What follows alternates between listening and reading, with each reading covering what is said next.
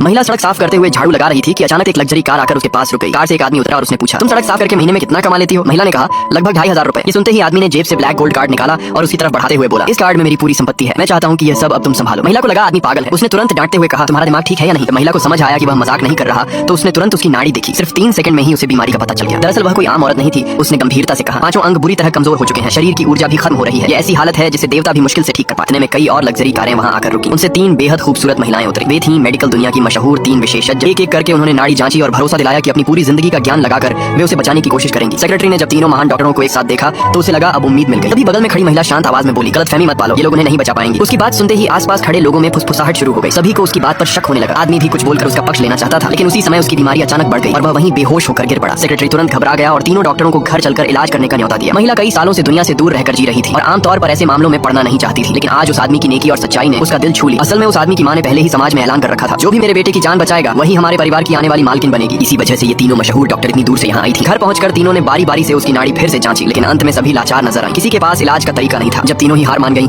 तब बगल में खड़ी महिला ने शांत होकर कहा, अगर आप लोग इजाजत दें तो मैं कोशिश कर सकती हूँ। लेकिन उसकी बात सुनते ही एक डॉक्टर ने ताने मारते हुए हंसना शुरू कर दिया। यह रवैया देखकर महिला ने बिना कुछ कहे मुड़कर जाने का फैसला किया। तभी सेक्रेटरी दौड़कर उसके सामने आ गया। झुककर विनती करते हुए बोला, कृपया हमारे साहब की जान